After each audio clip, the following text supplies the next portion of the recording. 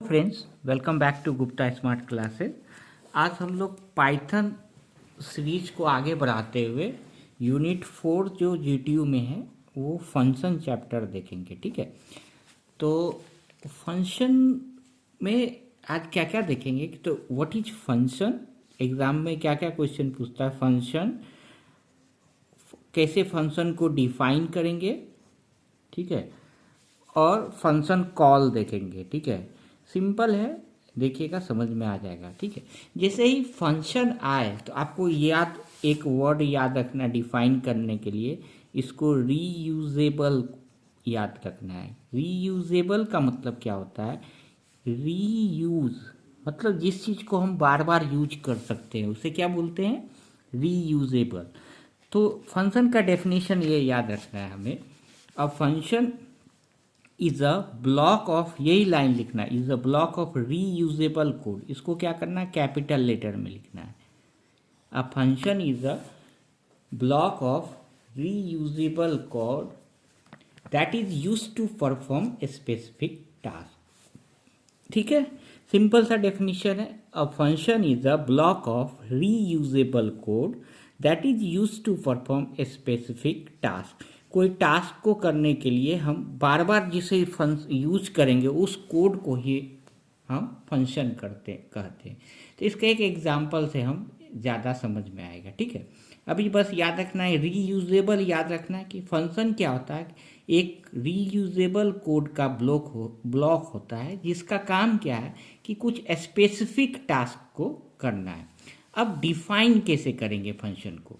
तो डिफाइन करने के लिए फंक्शन के लिए हम डीफ कीवर्ड का यूज करते हैं, डीईएफ कीवर्ड का यूज करते हैं। ठीक है, we can define a function in Python using DEF keyword, DEF keyword. ठीक है, तो उसका सिंटैक्स क्या होता है?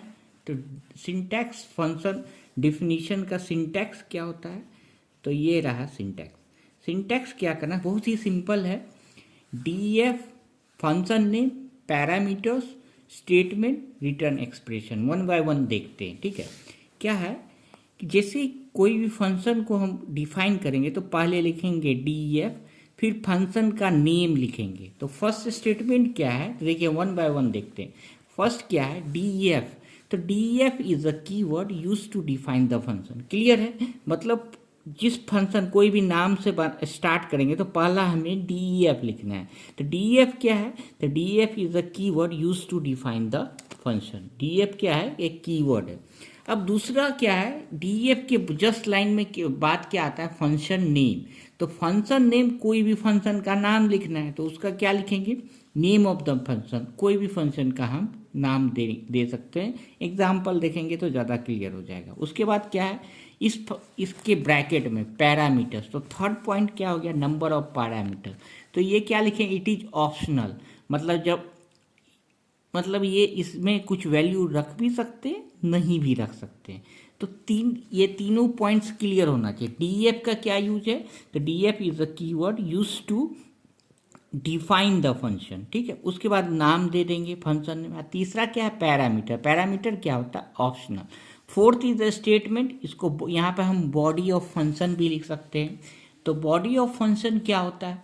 जो फंक्शन के अंदर का जो कोड होगा उसे क्या बोलते हैं? Body of the function. Example देखेंगे तो ज़्यादा समझ में आ जाएगा। ठीक है, लास्ट में हम return statement, that is also optional है। तो टोटल 5 पॉइंट्स याद रखना है। देखिए, फर्स्ट हो गया D a function name, third is the parameter. ये फंक्शन का यहाँ स्टेटमेंट लिखिए या बॉडी लिखिए वो भी चलेगा, बॉडी ऑफ द फंक्शन। ठीक है, और लास्ट है रिटर्न एक्सप्रेशन। तो इसमें पैरामीटर एंड रिटर्न क्या है? ऑप्शनल है। तो एग्जाम्पल के थ्रू देखेंगे। ठीक है, तो वो एक फंक्शन कॉल का एग्जाम्पल देखते हैं, वही एग्जाम्पल आप फंक्शन का लिख सकते हैं। तो देखिए फंक्शन कॉल क्या होता है? फंक्शन को बुलाना, सिंपल मीनिंग फंक्शन कॉल। तो without calling there is a no meaning of creating any function. जब तक हम फंक्शन को कॉल नहीं करेंगे तब तक उसका क्रिएट करने का कोई मीनिंग नहीं होता है। कैसे? देखते हैं। To call a function use the function name followed by the parenthesis. Parenthesis मतलब किसी फंक्शन को कॉल करने के लिए हम फंक्शन का name followed bye parenthesis. Parenthesis का मतलब ब्रैकेट के साथ करते हैं। कैसे? एक एग्जाम्पल देखते हैं, ये सब क्रिस्टल क्लियर हो जाएगा। ठीक है, हम क्या लिखे देखिए, अब फंक्शन एक जीपीएच नाम का हम फंक्शन बताते हैं, डीएफ जीपीएच लिखे। क्या था डीएफ, यहाँ क्या लिखे फंक्शन का नेम, दूसरा पैरामीटर क्या था मेरा फंक्शन नेम, उसके बाद क्या था पैरामीटर। तो पहला हम डीएफ जीपीएच क्या हो गया एक फंक्शन, पैरामीटर क्या है ऑप्शनल, हम रखेंगे भी नहीं भी रखेंगे, ये याद कीजिए। डीएफ फंक्शन नेम पैरामीटर, तो डीएफ फंक्शन का नाम क्या रख रहे हैं जीपीएच, पैरामीटर क्या है ऑप्शनल, ठीक है। उसके बाद हमें कॉलन देना है, ये याद रखना है। जैसे ही एंटर करेंगे तो एक स्पेस के साथ लिखना पड़ेगा, प्रिंट क्या लिखे हेलो जीपीएच, कुछ भी आप प्रिंट में स्टेटमेंट में लिख सकते हैं। अब इतने लिख के अगर आप कॉल कर रन करोगे तो कुछ आउटपुट नहीं आएगा, क्योंकि अभी तक हम लोग फंक्शन को डिफाइन किए, कॉल नहीं किए। तो कॉल करने का रूल क्या है, तो अभी देखा है, to call a function use the function name followed by bracket. तो फंक्शन का नाम क्या है जीपीएच, तो यहाँ पर जीपीएच ब्रैकेट, यहाँ कॉलन नहीं देना है, तो ये लिख दिए। जैसे ही ये लिखेंगे तो ये यहाँ पे आ जाएगा, कर्सर कहाँ पे आ जाएगा यहाँ पे आ जाएगा, और इसके अंदर जो बॉडी है वो एग्जीक्यूट हो जाएगा। तो आउटपुट क्या आएगा, इसको हम रन करेंगे तो इसका आउटपुट क्या आएगा हेलो जीपीएच। तो आप रन करा के देख सकते हो, जैसे हमने लिखा है एज इट इज़ आउटपुट आएगा, ठीक है। अब देखिए इसको हम वन बाय वन एक्सप्लेन कर देते हैं, जिससे आपको कभी भी पढ़ो तो समझ में आ जाए। जीपीएच क्या है, तो एक फंक्शन नेम है, ठीक है। Whenever GPH function is called the program control transfer to the function definition. देखिए जैसे ही हम जीपीएच को कॉल करेंगे तो ये यहाँ पे आ जाएगा और इसके अंदर की बॉडी एग्जीक्यूट होगी। तो इसकी इसीलिए रीयूजेबल का मतलब यही है, जहाँ जहाँ हम जीपीएच लिख देंगे इसके अंदर का कोड ऑटोमेटिक एग्जीक्यूट हो जाएगा। तो इसीलिए फंक्शन को क्या बोलते हैं, ब्लॉक ऑफ रीयूजेबल कोड बोलते हैं। अब 2-3 प्रोग्राम करोगे तो ये ज़्यादा क्लियर हो जाएगा, ठीक है। तो whenever GPH function is called the program control transfer to the function definition, all the code inside the function is executed, the control of program jumps to the next statement after the function call। तो जैसे ही ये finish हो जाएगा उसके बाद हम next execute होगा। तो hopefully what is function and function call समझ में आ गया होगा। फंक्शन कॉल का हम एक और एग्जांपल देखते हैं, ठीक है। देखिए सम ऑफ 2 नंबर्स करना है, ठीक है। तो याद रखना है डीएफ लिखे फंक्शन, हम एक नाम ले लिए ऐड क्या है फंक्शन का नाम है, ठीक है। ब्रैकेट के अंदर हम पैरामीटर क्या होगा ऑप्शनल है, हम लिख भी सकते हैं नहीं भी लिख सकते।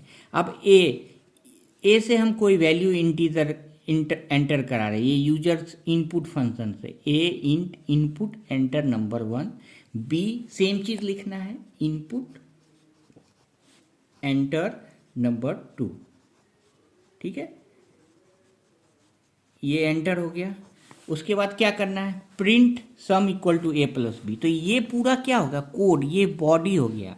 फर्स्ट क्या है फंक्शन डिफाइन कर दिए एक कीवर्ड, फंक्शन का नाम क्या ऐड, तीसरा क्या है पैरामीटर, फोर्थ क्या है ये स्टेटमेंट और बॉडी। अब ये फंक्शन को हम डिफाइन कर दिए, लेकिन इतना को रन कराएंगे तो रन होगा नहीं होगा। तो रन कराने के लिए क्या होगा इसको कॉल करना होगा। कॉल करने के लिए फंक्शन का नेम यहाँ लिखना है फॉलोड बाय ब्रैकेट, पैरेंथेसिस को क्या बोलते हैं ब्रैकेट, तो यहाँ ब्रैकेट लिख देंगे। अब आप इसको रन कराइएगा तो आपको पूछेगा ए और वैल्यू बी की वैल्यू, और जो भी वैल्यू आप रखेंगे वो सम प्रिंट हो जाएगा। तो जहाँ जहाँ हम कोई लंबा प्रोग्राम लिखेंगे, तो जहाँ जहाँ हम ऐड फंक्शन को कॉल करेंगे तो ये प्रोग्राम ऑटोमेटिक एग्जीक्यूट हो जाएगा। बार बार हमें सम का प्रोग्राम लिखने की ज़रूरत नहीं पड़ेगी, इसीलिए ये बोलते हैं रीयूजेबल कोड। इस कोड को हम बार बार रीयूज कर सकते हैं। कैसे, ओनली हमको ऐड ब्रैकेट लिखना है, ठीक है। तीसरे टाइम हमको यूज करना है तो यही लिखना है ऐड ब्रैकेट लिखना है। तो होपफुली ये कंसेप्ट बेसिक समझ में आ गया हो। कोई भी डाउट हो तो kindly put in the comment section. Thank you. अगर वीडियो पसंद आए तो लाइक एंड कमेंट कीजिए। Thank you very much.